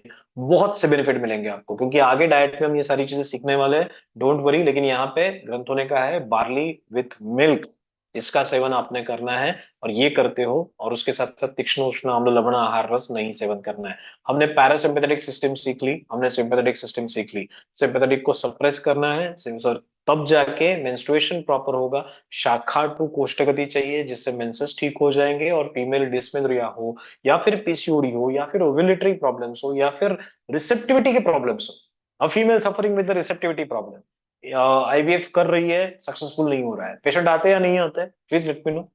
How many of you come across such cases जहां पे आईवीएफ करके फेल होके रिसेप्टिविटी नहीं है इसलिए आपके पास आते हैं? आते हैं या नहीं आते? Please let me no. क्यों आते हैं वो?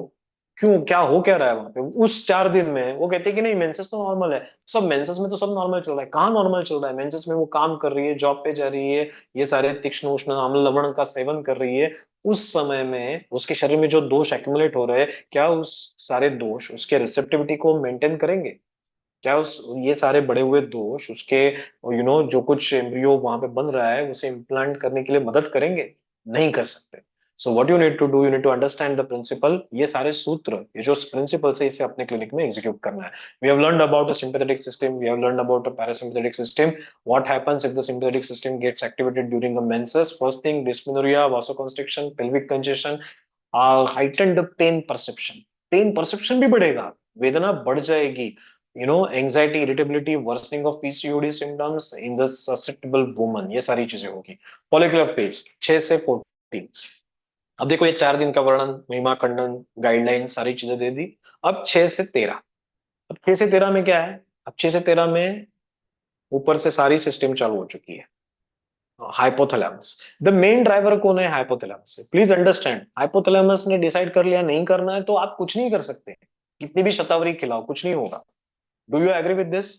हाइपोथैलेमस ने अगर डिसाइड कर लिया है कि नहीं मुझे पार्टिसिपेट करना है गेम में, कितनी भी शतावरी खिलाओ कुछ नहीं होने वाला। Do you agree with this? Have you understood it? Main player है हाइपोथैलेमस। हाइपोथैलेमस यानी वो व्यक्ति क्या सोच रहा है, उसकी सोच को अल्टर करना है। उसके बारे में मेडिसिन भी बताने वाला हूँ, कैसे काम करना है बताने वाला हूँ। लेकिन ध्यान में रखना कि जब तक वो एंगेज नहीं होता इस प्रोसेस में, प्रॉब्लम सॉल्व नहीं होने वाला। This is reason why I am frequently using the word feminine energy. और मैं चाहता हूँ आप भी आपके पेशेंट कंसल्टेशन में इस शब्द का बार बार प्रयोग करें, ताकि उस फीमेल के हाइपोथैलेमस तक मैसेज जाए कि ये जो कुछ काम उस हाइपोथैलेमस को दिया हुआ है, जो एक फीमेल का हार्मोनल एक्सिस है, वो एक बहुत पावरफुल, बहुत अच्छा और सृष्टि के लिए उपकारक काम है। तो ये मैसेज कहीं ना कहीं से तो आपको आपके पेशेंट तक पहुंचाना है। Apart from this, how many of you believe कि ये एजुकेशन आप सब लोगों ने आपके नियर बाय स्कूल्स में जाके छोटी छोटी बच्चियों का भी करना चाहिए? Do you believe in it? और उससे भी आपके पास बहुत सारे पेशेंट आएंगे। ये जो कुछ मैं कह रहा हूँ मेंस्ट्रुअल हेल्थ के बारे में, ये सारा एजुकेशन अगर आप आपके एरिया में जो स्कूल्स है, उस स्कूल्स में जाके उन लड़कियों का ये एजुकेशन करवा लो, तो उससे भी आपके पास बहुत सारे पेशेंट आने वाले हैं। मैं खुद गया, मैं बहुत सारे स्कूल्स में जाते रहता हूँ, because this is my hobby. तो बच्चों को सिखाना पढ़ाना, तो मैं बच्चों को जब इंटरेक्ट होता हूँ, इतने बच्चे होते हैं, छोटे छोटी लड़कियां, उनके इतने इतने प्रॉब्लम्स होते हैं। कुछ लोगों को मीनार जल्दी आ जाता है, कुछ को डिले होता है, बहुत सारे मन में कॉम्प्लेक्सिटी। वो सारे पेशेंट आपके पास आ जाएंगे। You just need to consult them. आपको एक लेक्चर देना है वहां जाके। तो क्या आप लेक्चर दोगे? How many of you will get connected कि हाँ सर मैं देती हूँ, I will do that job, मैं जाऊंगी call. And let me tell you, schools को तो चाहिए ऐसे डॉक्टर्स जो बच्चों को बताए। तो आप जस्ट जस्ट एक लेटर लिख के दे देना कि I am ready, I am I am aware that so many patients are suffering with these types of problems, and I want to educate my ये लड़कियों को educate करना है, and I would like to participate. If you have any such activity जहाँ पे आप आपके college में, आपके स्कूल में बच्चों का एजुकेशन करवाना चाहते हो, तो I am there, let me know. I will be able to, I will happily attend the session and deliver the talk on the menstrual health. ये करके आप वहां पे अप्रोच करो, लेटर दो, और जाके मस्त लड़कियों से बात करो, उन्हें आयुर्वेद सिखाओ. वो आपके साथ जुड़ेंगे, बहुत अच्छी तरीके से जुड़ते हैं. So coming back to follicular phase. Follicular phase में जीएनआरएच पल्स. अब जीएनआरएच जब से पल्सेटाइल एक्टिविटी है, वो पल्सेटाइल है, वो पल्सेटाइल है, और वो पल्सेटाइल एक्टिविटी से एफएसएच और एलएच रेगुलेट किए जाते हैं. जीएनआरएच पल्स फास्ट हुआ तो एलएच बढ़ने वाला है. वो पल्सेटाइल वो सिक्रेशन है, उसका अगर पल्स बढ़ा तो एलएच सिक्रेशन बढ़ेगा. Mind it well. अब इसके बारे में आगे बताऊंगा, क्योंकि ये पैथोफिजियोलॉजी का अंडरस्टैंडिंग है. आयुर्वेद क्या कहता है, देखो मजेदार. जिस आयुर्वेद ने कहा था, या फिर जिस हमारे शरीर शास्त्र ने कहा था कि उस लड़की को मंदिर में मत भेजो, उसी शास्त्र ने ये भी कहा है, चतुर्थे धन्युत उद्वर्तिता सलिल स्नाता अनुप्लिता अलंकृता शुक्लांबरधरा कृत मंगल स्वस्त्यायन विविधमेव भर्तारम पश्येत अन्यमना अन्यमना. अब ये क्या कहा उन्होंने, कि जैसे ही उसके मेंसेस खत्म हो जाते हैं, उसने उद्वर्तिता, उद्वर्तिता यानी उद्वर्तन करके, सुगंधी द्रव्यों के उद्वर्तन से शरीर को सुगंधित करके, सलिल स्नाता पानी से नहा के, अनुप्लिता अलंकृता शुक्लांबरधरा, एक सुंदर सा स्त्री का वर्णन किया है, जो एक अपने स्वरूप में है, अपने रूप में है, अपने एक एक देवित्व के रूप में है, उसका वर्णन किया है. और कृत मंगल स्वस्थ, उसके साथ मंगल वचन करते हुए अपने पति के साथ, पति की ओर देखे. यहाँ पे शुरू हो जाती है शुरुआत जीएनआरएच पल्स की, जहां पे एफएसएच एलएच एक्टिवेट हो जाते हैं. अब ये एक्टिविटी इंपॉर्टेंट है या नहीं, मुझे बताओ. मेंसेस से बाहर निकलने के बाद ये सब खुद को संवारना, और संवारने के बाद अपने आप में वो बदलाव लाना, जिससे हाइपोथैलेमस, जीएनआरएच, एफएसएलएचएच और पूरी सिस्टम नए साइकिल के लिए तैयार हो रही है. ये बदलाव उस चौथे दिन में शरीर में लाना आवश्यक है, या फिर ये एक एवरेज डे है? What you think, please let me no. ये जो चौथा दिन है, ये एक स्पेशल डे है या नहीं है? और उस समय में ये सारी चीजों, पीसीओडी की females, how many of you have seen a patients कि वो पीसीओडी की लड़कियां, वो अलंकार वगैरह धारण नहीं करती, वो मेकअप बिकअप नहीं करती. Have you seen such cases और नॉट? जो पीसीओडी की लड़कियां होती है, वो मेकअप में अच्छा नहीं लगता, ऑर्नामेंट्स अच्छे नहीं लगते, बहुत ज्यादा शॉपिंग करना अच्छा नहीं लगता. ये क्या दर्शाता है? ये दर्शाता है जीएनआरएच इज नॉट एक्टिवेटेड. वो उस साइकिल के लिए तैयारी नहीं है. सो अगर आपको उस पेशेंट के फीमेल की ट्रीटमेंट करनी है ना, ये फिफ्थ दिन का मस्कुलिन एनर्जी, वेरी ट्रू. अब मस्कुलिन एनर्जी में शिफ्ट हो गई, कहां से वो सारा जीएनआरएच, वो फेमिनिन कैरेक्टर डेवलप होगा, वहां से वो सारी चीजें सेट होगी. तो प्लीज अंडरस्टैंड, ये चौथे दिन की गाइडलाइन भी उतनी इंपॉर्टेंट है. और इसको हमारे शास्त्र ने फीमेल की फिजियोलॉजी, उसकी साइकोलॉजी और ओवरऑल आध्यात्मिक कंसेप्ट के साथ जोड़ के देखा है. तो ये जो कुछ कंसेप्ट है ना, वो बहुत इंपॉर्टेंट है. Let me share one case with you. There was a case जो मैंने पीसीओडी की देखी थी, बहुत क्रिटिकल थी.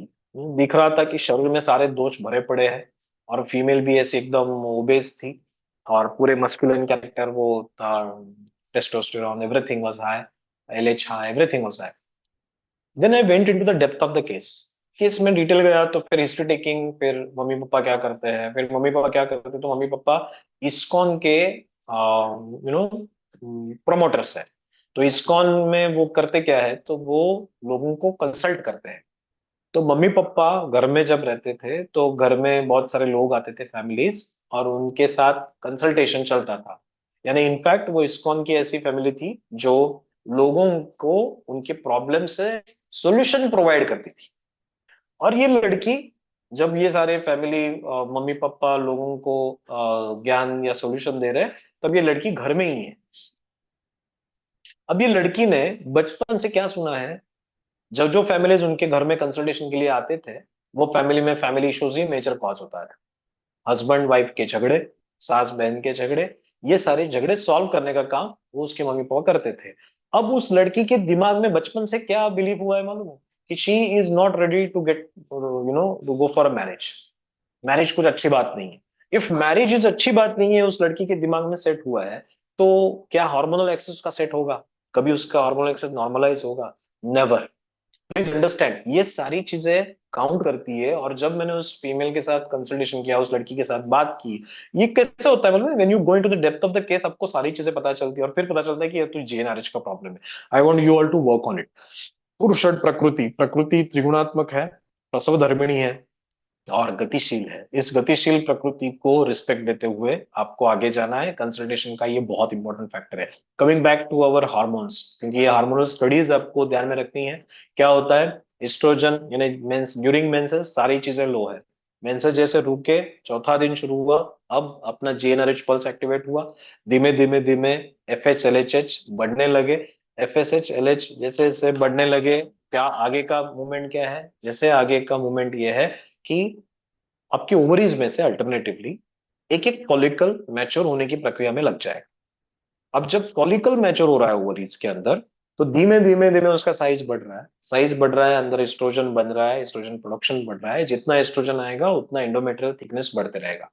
तो ये जो एफएसएच है, वो एस्ट्रोजन को भी बढ़ा रहा है, एस्ट्रोजन को भी बढ़ा रहा है, और एस्ट्रोजन शरीर में बढ़ रहा है फीमेल के, और एंडोमेट्रियल थिकनेस भी बढ़ रहा है। बहुत अच्छी पॉजिटिव एक वातावरण निर्माण हो चुका है। सो एफएसएच, एस्ट्रोजन बढ़ा दिया, फॉलिकल मैच्योर हो रहा है, सब अच्छा चल रहा है। अब यहाँ पे एक छोटा सा क्वेश्चन पूछता हूँ। ओवरीज का साइज बड़ा होगा, ओवरीज का साइज बड़ा है, तो फॉलिकल के ग्रोथ के लिए ज्यादा स्पेस है या कम स्पेस? अगर ओवरीज का साइज बड़ा है, तो फॉलिकल के ग्रोथ के लिए ज्यादा स्पेस अवेलेबल है या कम स्पेस अवेलेबल है? What you think? The space availability, क्योंकि आकाश से प्रतिघातत्व, स्पेस तो चाहिए ना, ग्रो करने के लिए स्पेस चाहिए। लेकिन अगर ऑलरेडी फॉलिकल का साइज यानी ओवरी का साइज बड़ा हुआ है, तो फॉलिकल जो अंदर ग्रो हो रहा है उसके लिए स्पेस ज्यादा अवेलेबल है या कम अवेलेबल है? Please doctors let me know what you think about it. I am not able to see your answers. जगह कम है। Please understand it well. Hyperplasia in the ovaries, which is a root cause of PCOD. I want every one of you to write down this word hyperplasia. उस ovary में जो hyperplasia हुआ है, उसका जो आकार बढ़ा है, that is inhibiting the process of ovulation. क्योंकि फॉलिकल तो ग्रो हो रहे हैं, लेकिन ग्राफियन फॉलिकल और वो मैच्योर जो रप्शन रप्चर होना है, वो नहीं हो रहा है। क्यों नहीं हो रहा है? बिकॉज स्पेस अब लिमिटेड है, अंदर बहुत ज्यादा हाइपरप्लासिया हो चुका है। तो अंदर हाइपरप्लासिया हो चुका है, इस हाइपरप्लासिया की वजह से वहां पे रप्चर नहीं हो रहा है ओवरीज और ओवम, और ओवम नहीं निकल रहा है क्योंकि फॉलिकल रप्चर नहीं हो रहा है। आगे की सारी प्रक्रिया रेस्ट्रिक्टेड है। सो यहाँ तक हम आ गए कि एफएसएच आया, एलएच आया। जब 14th डे में एलएच सर्च होगा, एलएच सर्च होने के बाद एलएच सर्च उस ओव्यूलेशन की प्रक्रिया को एक्टिवेट करेगा और वहां पे ओव्यूलेशन हो जाएगा। उसके बाद कार्पोस ल्यूटियम, कार्पोस ल्यूटियम प्रोजेस्टेरॉन सिक्रीट करते रहेगा, जिस वजह से जो कुछ एंडोमेट्रियल है उसकी लाइनिंग मेंटेन की जाएगी। 14th डे के बाद अगले 14 डे तक ये कार्पोस ल्यूटियम जिंदा रहेगा। अगले 14 डे के बाद वो कार्पोस ल्यूटियम बंद हो जाएगा। जैसे ही कार्पोस ल्यूटियम खत्म, आपके प्रोजेस्टेरॉन लेवल्स ड्रॉप होंगे, प्रोजेस्टेरॉन लेवल ड्रॉप हुए, मेंसेस चालू हो जाएंगे। So this is a normal phenomena. Okay, अब इसी के आधार पर एलोपैथी की ट्रीटमेंट चलती है, मॉडर्न के इन्वेस्टिगेशन चलते हैं, और सारी कंडीशंस को आपको समझना है। चलो आगे बढ़ते हैं। फॉलिकल फेज में, ये जो फॉलिकुलर फेज है, इसमें एनर्जी बहुत बढ़िया रहती है, बहुत एक्टिव रहते हैं, एक्सरसाइज टॉलरेंस अच्छा रहता है, मसल रिकवरी अच्छी रहती है, मोटिवेशन अच्छा रहता है, स्ट्रेंथ ट्रेनिंग के लिए बहुत अच्छा एक्सरसाइज टाइप है ये। मेंटल भी बहुत शार्प कॉग्निशन होता है, improved focus, better memory retention, positive mood, और एक हैप्पीनेस ओवरऑल आपको देखने को मिलेगा। ओव्यूलेशन के फेज में LH surge, estrogen peak, testosterone slightly rise, progesterone begin to rise, ovulation peak, biological activation. Physical activity ovulation के दरमियान क्या होगा? एनर्जी अच्छी रहेगी, स्ट्रॉन्ग लिबिडो होगा, confident body language, glowing skin, optimal insulin sensitivity, peak reproductive window. ऋतुमती पीन प्रसन्न वदनाम, प्रक्लिन्न आत्म मुखद्विजाम, नरकामाम प्रियकताम, स्रस्त कुक्ष अक्षि मूर्धजाम। ये ये जो सूत्र उन्होंने कहा है, कि जैसे ही फीमेल रिप्रोडक्शन के लिए रेडी, ओव्यूलेशन के बाद ये सारे चेंजेस शरीर में आने वाले हैं। मेंटल स्टेटस भी बहुत अच्छी रहने वाली है। अर्ली ल्यूटियल फेज 15 टू 21, यहाँ पे स्लाइटली हायर बॉडी टेम्परेचर, काम एनर्जी, गुड स्लीप, बहुत सी चीजें अच्छी चलती है, कोई दिक्कत नहीं है। Late luteal phase, bloating, breast tenderness, sugar craving. 22 से 26 में ये प्री मेंस्ट्रुअल जो कुछ सिम्टम्स है वो दिखने वाले हैं, और उसके बाद फिर से एक बार मेंसेस शुरू होने वाले हैं। सो इफेक्टिवली ये हुआ मेंस्ट्रुअल साइकिल, हमने समझ लिया। इसमें से भी बहुत सारी चीजें मुझे लगता है कि आपको टिप्स मिले होंगे जो आप आपके पेशेंट में अभी एग्जीक्यूट करोगे। आगे बढ़ते हैं। Now what is exactly is a PMOS? PMOS is a oligo और anovulation, hyper androgenism, polycystic ovarian morphology और इंसुलिन रेजिस्टेंस। अब इन चार चीजों को हम वन बाय वन समझने की कोशिश करेंगे।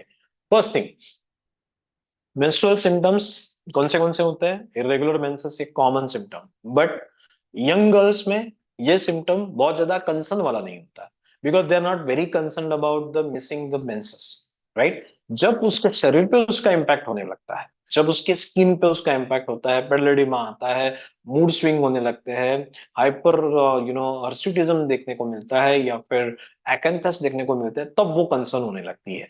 डिलेड साइकिल्स, अमिनोरिया, अनोवुलेशन, पॉलीमिनोरिजिया और इरेगुलर स्पॉटिंग, ये भी अक्सर देखने को मिलता है, जैसे ब्लीडिंग होने लगता है। हाइपर एंड्रोजनिज्म, इससे acne, hirsutism, hair fall, central obesity, irregular ovulation, ये सारी चीजें होगी। Metabolic syndrome, weight gain, central obesity, acanthosis, fatigue, fertility problem, sub infertility, infertility, recurrent early pregnancy loss, poor ovulation quality, emotional, mood swings, anxiety, low self esteem, long term metabolic risk, जैसे मैंने कहा कि PCOD से ही diabetes, PCOD से ही hypertension. आप में से कितने लोगों ने पीसीओडी के पेशेंट हाइपरटेंसिव देखे हैं?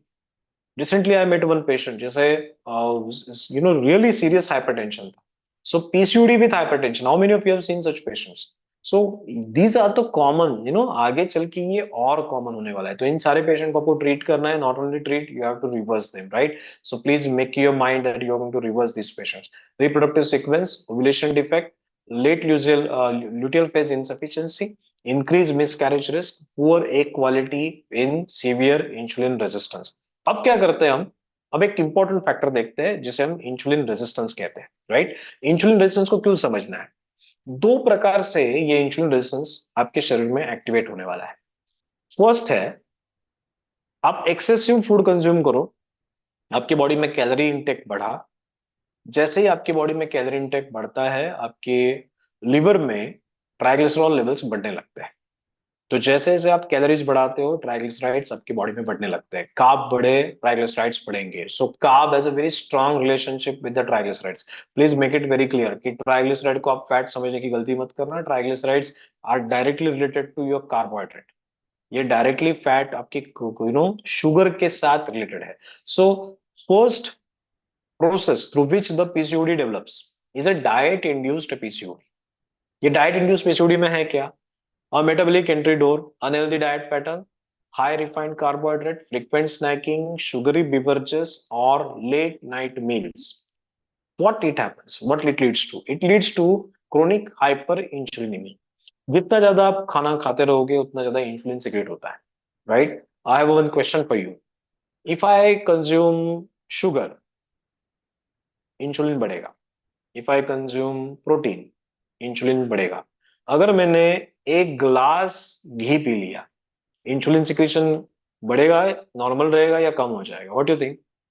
If I consumed one glass of ghee, 80 ml of ghee, insulin secretion blood में बढ़ेगा, नॉर्मल रहेगा, या कम हो जाएगा? What you think? Please put your answers in chat box.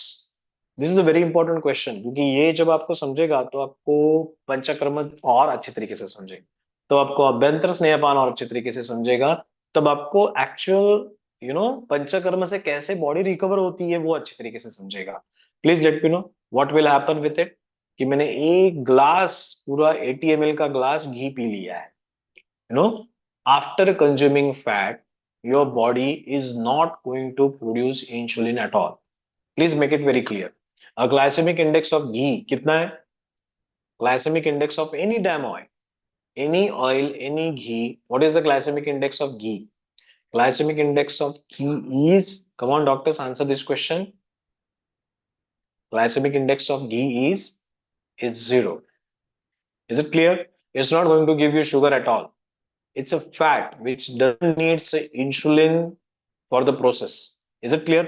वो प्रोसेस नहीं करने वाला, इसलिए फैट का आपको ग्लाइसेमिक इंडेक्स मिलता है 0। तो ये बात आपको ध्यान में रखनी है कि कार्ब से ही टीजी बढ़ेगी, कार्ब से ही टीजी बढ़ने वाला है। तो जितना पेशेंट ज्यादा ओवर ईटिंग कर रहा है उतना उसके बॉडी में इंसुलिन रेजिस्टेंस आएगा। Now let's talk about insulin resistance. आपको इंसुलिन रेजिस्टेंस पता होगा, लेकिन उसके बावजूद में एक बार फिर से ये इंसुलिन रेजिस्टेंस क्या होता है ये डिटेल समझाने की कोशिश करने वाला हूँ। Give me 1 minute, I am going to share that video with you so that you can understand it well, और फिर हम आगे बढ़ेंगे क्योंकि ये वीडियो आवश्यक है to understand the insulin resistance in right way. What happens, whenever you eat a food, the food goes to your, ये खाना आपके शरीर में चला जाता है, बेसिकली आपके स्टमक में चला जाता है। When it goes to your stomach, उस खाने में से जो कुछ शुगर है, उस शुगर को बाहर निकाला जाएगा। Let me share this screen with you. I hope this screen is visible. If it is visible, let me know. If not, then I will again share it with you. Is my screen is visible? Chimmy, please let me know. Not yet, sir. Not yet. Okay. Let me share a complete screen. I guess it is visible. Yes, yes. Now it is. तो जब आप खाना खाते हो, whenever you eat, it goes to your food, the sugar comes in your blood. You know very absorption कहाँ होता है, stomach में या फिर एसोफेगस में? Can you answer where the sugar gets absorbed, in stomach or in esophagus? Let me know. Sugar absorption exactly कहाँ होता है, in stomach or in esophagus? Sugar का एब्जॉर्प्शन होता है आपके डिओडिनम में। मेक इट वेरी क्लियर कि जब आप खाना खाते हो, वो खाने में से जो कुछ स्टमक में एक्टिविटी होती है उससे जो शुगर आगे निकलती है, passes down to the duodenum and gets absorb. तो शुगर जैसे एब्जॉर्ब हो गई, राइट, शुगर जैसे एब्जॉर्ब, ब्लड में आ गई शुगर, खाना खाने के बाद ब्लड में शुगर आती है ना, from in pancreas which is just below the आपके stomach, insulin gets, insulin comes in your blood. Now you have a insulin and the sugar in your blood, right? खून में घूम रहा है। क्या है कि this glucose can enter into the muscles only and only in the presence of insulin. Here, जब आप इंसुलिन वहां तक जाता है, रिसेप्टर को स्टिमुलेट, तो शुगर के दरवाजे खुल जाते हैं and then sugar enters into the blood. तो sugar is entering into the muscles once the insulin opens up the gates of the, normal insulin का फंक्शनिंग। लेकिन जब किसी व्यक्ति में इंसुलिन रेजिस्टेंस डेवलप होता है, जैसे कि इस केस में इंसुलिन रेजिस्टेंस एक डेवलप हुआ, तो यू सी पर सफेद सफेद कलर का फैट दिख रहा है, which has block the insulin receptor because of the sugar is not getting entered into the muscles. This is resistance. It's a fat which is blocking the dose of glucose. In fact, it is a fat which is not allowing the insulin to do its job well, thereby increasing the concentration of glucose in the blood. So how many of you have understood who is the main culprit in insulin resistance? Is it a sugar, or it is a insulin, or it is a fat? Main culprit कौन है? Can you answer this question? Who is the main culprit in insulin resistance? हमारे शरीर में जब हम insulin resistance की बात करते हैं, तो who is the main culprit in insulin resistance? Sugar, insulin or fat? So the whole fight is against the fat when we are talking about insulin resistance. Have you understood it well? कि हमारा जो मुख्य जो हमारा शत्रु है when we are talking about insulin resistance, तो वो होता है फैट। अब ये फैट कौन सा? जो डाइट से आया है। So I was trying to tell you that there are the case scenarios, right? मैंने ये कहा था कि आपके आपके सामने एक पैथोफिजियोलॉजी है जो डाइट से पीसीओडी डेवलप हो रहा है, जैसे हमने कहा था कि डाइट से पीसीओडी कैसे डेवलप होता है, तो डाइट से पीसीओडी डेवलप होने की प्रक्रिया हमने देख ली कि जैसे ही इंसुलिन लेवल्स, फैट लेवल्स बढ़ेंगे, इंसुलिन रेजिस्टेंस डेवलप होगा। इंसुलिन रेजिस्टेंस डेवलप होने के बाद आपके बॉडी में ये इंसुलिन रेजिस्टेंस आ रहा है और उसके कॉन्सिक्वेंसेस भी चालू हो जाएंगे। Now I am going to tell you what are the consequences of it. मैं चाहता हूं ये आप दिमाग में एकदम फिक्स रखो। वेनेवर इंसुलिन रेजिस्टेंस इंक्रीजेस, आपके बॉडी में इंसुलिन रेजिस्टेंस आने लगा, जैसे ही इंसुलिन रेजिस्टेंस आएगा, इंसुलिन सिक्रीशन बॉडी में बढ़ेगा या कम होगा? What will happen with the insulin secretion? जैसे आपकी बॉडी में रेजिस्टेंस आने लगा है, तो सिक्रीशन बढ़ेगा या कम होगा? तो जैसे ही आपके बॉडी में इंसुलिन रेजिस्टेंस आता है, द सिक्रीशन इंक्रीजेस। रेजिस्टेंस जैसे आएगा, सिक्रीशन और होने लगेगा। Is it very clear? Resistance आया, वैसे सिक्रीशन बढ़ने वाला है। आप जब गाड़ी चला रहे हो या फिर साइकिल चला रहे हो, जब कोई बीच में साइकिल चला रहे हो, बीच में कोई तो लकड़ी आ गई या फिर पत्थर आ गया, तो आप जोर से पैडल मारते हो या फिर शांति से पैडल मारोगे? You will pedal more hard, isn't it? You will pedal harder. क्यों? क्योंकि आपको रेजिस्टेंस ओवरकम करना है। तो जैसे ही इंसुलिन रेजिस्टेंस डेवलप होगा, सीरम इंसुलिन लेवल बढ़ेगा। अब मुझे बताना, इंसुलिन ये एनाबॉलिक हार्मोन है या कैटाबॉलिक हार्मोन है? Insulin is it anabolic hormone और catabolic hormone? Insulin is anabolic hormone या फिर catabolic hormone? Let me know answers in your chat box. ये शरीर में चय प्रक्रिया बढ़ाता है या अपचय प्रक्रिया बढ़ाता है? शरीर में चय बढ़ाएगा या अपचय बढ़ाएगा? So insulin is basically anabolic hormone. ये आपकी बॉडी में फैट डिपॉजिट करवाएगा, ये आपकी बॉडी में प्रोटीन बिल्डअप करने में मदद करेगा, अमीनो एसिड इंटेक में मदद करेगा, मसल ग्रोथ में भी मदद करेगा। सो इंसुलिन इज एनाबॉलिक हार्मोन। और जब जब एनाबॉलिक हार्मोन आपकी बॉडी में बढ़ रहे हैं, तो ओवरीज का साइज बढ़ने के चांसेस, ओवरी का साइज बढ़ने के चांसेस बढ़े या कम हुए? If anabolic hormone is increasing in your body, तो ओवरी का साइज बढ़ने के चांसेस बढ़े या कम हुए? Please let me no. Let me see your answers in chat box. I told you that the main problem is over in hyperplasia, because of which the follicle is not getting ruptured. तो hyperplasia के chances बढ़ते हैं जैसे insulin levels blood में बढ़ने लगेगी। और एक पैथोफिजियोलॉजी, जैसे ही इंसुलिन सिक्रीशन बढ़ेगा, वैसे ही आपके ओवरीज के अंदर जो थिका सेल्स है, उनका हाइपरप्लासिया चालू हो जाएगा, आकार और क्वांटिटी बढ़ेगी। थिका सेल का हाइपरप्लासिया हुआ तो समझो टेस्टोस्टेरॉन लेवल्स बढ़ने लगे। सो आज जो आप पेशेंट देख रहे हो, जिसे हर्सुटिज्म है, जिसे जिसे एक्ने है, जिसे हेयर लॉस हो रहा है, उसमें मेन प्रॉब्लम कहाँ है? थिका सेल हाइपरप्लासिया और इंसुलिन हाइपर इंसुलिनीमिया, और उसके पीछे का कारण इंसुलिन रेजिस्टेंस। तो सारे पीसीओडी के जड़ के पीछे बैठा हुआ कौन है? तो insulin resistance. Have you understood it well? Have you understood it well? कि हमें यहाँ पे आयुर्वेद के एंगल से देखा जाए तो यही तो है ना कि कफ की चिकित्सा करो, बट ये एंगल समझना और वो कॉन्फिडेंस के साथ समझना, ये जब आपका कॉन्फिडेंस आ जाएगा ना, तो आगे की जो ट्रीटमेंट में आपको कहने वाला हूं, वो 100% कॉन्फिडेंस के साथ आप पेशेंट को बताओगे। ये अगर आपको अंदर का पिक्चर क्लियर हुआ, तो ट्रीटमेंट करना आसान होता है या नहीं? Please let me no. एक बार प्रिंसिपल क्लियर हुआ ना, प्रॉब्लम क्लियर हुआ कि हाइपरप्लासिया ये प्रॉब्लम है, हाइपरप्लासिया को कम करना है, तो प्रॉब्लम सॉल्व होने वाला है। Is this very clear? हमें हाइपरप्लासिया को कंट्रोल में रखना है। और एक फैक्टर जो यहाँ पे कंट्रीब्यूट होता है, दैट इज, जैसे ही इंसुलिन लेवल्स बढ़ते हैं, एसएचबीजी, सेक्स हार्मोन बाइंडिंग ग्लोबुलिन्स, जो आपके ब्लड में लिवर बनाता है, ये एसएचबीजी लेवल ड्रॉप होने लगती है। अब क्या हुआ? जैसे ही एसएचबीजी ड्रॉप हुआ, आपके ब्लड में फ्री टेस्टोस्टेरॉन बढ़ने लगा। एसएचबीजी क्या करता था? Sex hormone binding globulin, blood में सेक्स हार्मोन को पकड़ के रखता था। अब जैसे ही ये एसएचबीजी कम हुआ, वैसे ही ये सेक्स हार्मोन ब्लड में फ्री घूम रहा है।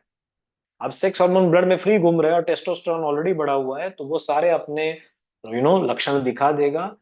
हर्सुटिज्म होगा, एक्ने होगा, हेयर फॉल भी होगा। सो अगर आपको ट्रीट करना है, तो इसके जड़ में कौन है? How many of you have understood कि इसके जड़ में कौन है?